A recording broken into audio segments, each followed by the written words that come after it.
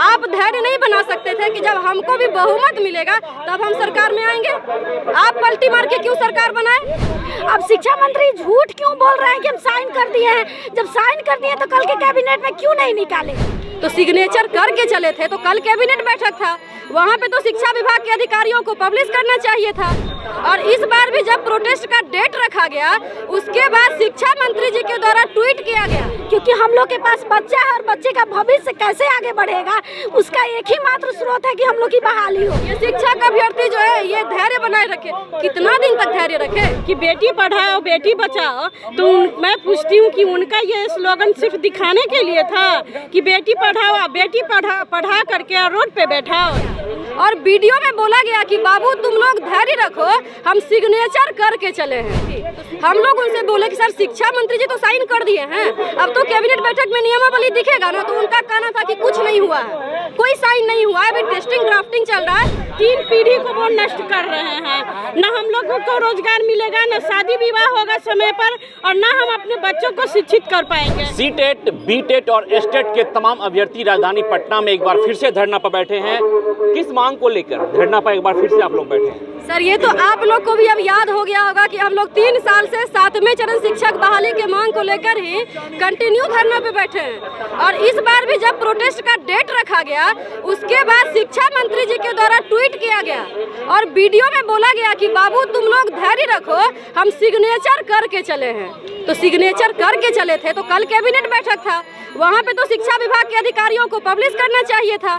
हम लोग आपके बातों को सम्मान देते हुए जैसे ही आपने कहा कि हमने साइन कर दिया है तो हम लोग आंदोलन को बैक करने का निर्णय लिए थे, लेकिन उसके बाद भी जब दिख गया कि कल कुछ नहीं मिला, हम लोग को खाली हाथ हम लोग रहे, तो फिर से हम लोग आए हैं और हम लोग अपनी मांग पे तब तक अडिग रहेंगे जब तक आप पेपर छोड़ करके और धरातल पर शिक्षा की बहाली नहीं कीजिएगा। क्योंकि अगर पेपर की माने तो 3 साल से हम लोग ज्वाइनिंग भी कर चुके हैं, पेमेंट भी आ रहा है पेपर में, और लगता है कि पेपर में ही रिटायर भी हो जाएगा। किसी अधिकारी से फिर बात हुई है? सर बिल्कुल बात हुई है, परसों जाके शिक्षा विभाग के अपर मुख्य सचिव से बात हुई थी।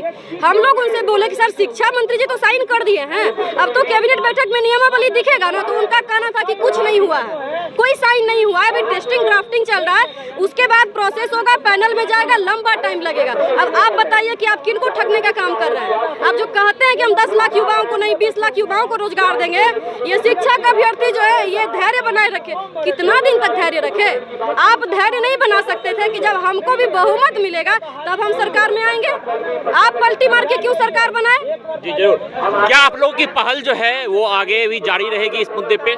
जी हम लोग की पहल जारी रहेगी, क्योंकि हम लोग एसटीटी के अभ्यर्थी हैं, सीटेट बीट सब लोग हैं। हम लोग की जब तक नियुक्ति सुनिश्चित नहीं हो जाती है, क्योंकि रिक्ति बहुत है, शिक्षा मंत्री भी बार बार बोलते हैं कि 3 लाख पदों पे, माननीय उप मुख्यमंत्री तेजस्वी जी बोलते हैं, लेकिन बहाली नहीं होता है। और हम लोग लगातार इंतजार करते वर्षों से बैठे हुए हैं। जब भी आवाज़ उठाने आते हैं पटना में, हम लोग को मार करके वो पीठ चौड़ा कर देते हैं। हम लोग लगातार मार खाते रहे, लेकिन हम लोग मार खाकर भी बिहार के भविष्य को हम सुधारना चाहते हैं, पढ़ाना चाहते हैं बच्चों को, इसलिए हम लोग लगातार संघर्ष कर रहे हैं और सरकार से नम्र निवेदन करते हैं कि हम लोग की नियुक्ति सरकार तुरंत कर दे और हम लोग जो है कि तुरंत विद्यालय में चले जाएं। जी तो देखिए, नियुक्ति को लेकर ये लोग राजधानी पटना के गर्दनीबाग धरना स्थल पर धरना पर बैठे हैं। और देखिए, एक शादीशुदा महिला के लिए बहुत बड़ी जिम्मेदारी होती है, उनके ऊपर बहुत जिम्मेदारी होती है, और इस परिस्थिति में अपने सारे काम को छोड़कर अपनी मांग को लेकर धरना पर बैठना एक बहुत बड़ी बात होती है। क्या लगता है कि मांग तो जायज है, कब तक पूरी होगी? जितना जल्दी हो सकेगा उतना जल्दी हम लोग पूरा करवा के ही दम लेंगे, क्योंकि हम लोग के पास बच्चा है और बच्चे का भविष्य कैसे आगे बढ़ेगा उसका एक ही मात्र स्रोत है कि हम लोग की बहाली हो, क्योंकि हर अहर्ता हम लोग पूरा कर चुके हैं। अब शिक्षा मंत्री झूठ क्यों बोल रहे हैं कि हम साइन कर दिए हैं? जब साइन कर दिए तो कल के कैबिनेट में क्यों नहीं निकाले? हम महिलाएं और सीटेट बीटेट एस्टेट पास अभ्यर्थी उनका मतलब गलत आश्वासन सुनने के लिए बैठे हैं। शिक्षा के क्षेत्र में वो क्यों इतना गर्त में गिरा रहे हैं? शिक्षा के क्षेत्र को पुलिस का बहाली करेंगे और शिक्षा को पिटवाएंगे, शिक्षा को पिटवाएंगे। जिस शिक्षा के वजह से उस आज पदासीन है जिस कुर्सी पे, वो भी एक शिक्षा के बदौलत ही पढ़े हैं। कितने छोटे हैं आपके बच्चे? मेरे बच्चे 4 साल के हैं, मात्र 4 साल के मेरे छोटे बच्चे हैं, लेकिन फिर भी सरकार को ये नहीं समझ में आ रही है कि औरत के बातों को समझे, महिलाओं के बातों को समझे। और मेरे पास एक 1.5 साल की बेबी भी है, मैं उसको भी छोड़ के आई हूँ। किनके पास छोड़ के आए हैं अपने बच्चों को? बस मतलब बगल की एक फ्रेंड है, उन्हीं के यहाँ मैं उसको रख के आई हूँ। ताकि जब तक मैं जाऊं तब तक उसको अच्छे से वो रखे, दूध पिला के रखे। मेरा नम्र निवेदन है सरकार से कि अपने झूठे वादे पे नहीं उतरे और जितना जल्दी हो सके 7वां चरण वैकेंसी दे। देखिए, तो ये अभ्यर्थी हैं, ये शादीशुदा महिला हैं और अपने बच्चे को अपने पड़ोसी के पास छोड़कर आई हैं। 1.5 साल की बच्ची है, 4 साल का बच्चा है, उसे छोड़कर आई है। तो एक बहुत बड़ी बात है, क्योंकि बच्चे को दूसरे के सहारे छोड़कर अपनी मांग को लेकर धरना पर बैठा हुई लगातार कई महीनों से। क्या लगता है, मांग पूरी होगी? अब ये तो सरकार ही बताएगी कि हम लोग की मांग कब पूरी करेंगे, क्योंकि 4 साल अब हो चुका है और हम लड़कियों को इस तरह से रोड पर बैठाया जा रहा है। यही नीतीश कुमार माननीय मुख्यमंत्री जी कहते थे कि बेटी पढ़ाओ बेटी बचाओ, तो मैं पूछती हूँ कि उनका ये स्लोगन सिर्फ दिखाने के लिए था कि बेटी पढ़ाओ बेटी पढ़ा करके रोड पे बैठाओ। उनको ये भी स्लोगन जोड़ देना चाहिए। हम लड़कियों का कहीं का इज्जत नहीं है सर, कहीं भी इज्जत नहीं है। एक लड़की का एक लिमिट समय होता है शादी विवाह के लिए। देख लीजिए कितने एज हो गए हैं उन भाइयों को।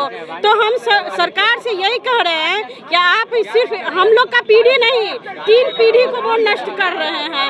न हम लोगों को रोजगार मिलेगा, न शादी विवाह होगा समय पर, और न हम अपने बच्चों को शिक्षित कर पाएंगे।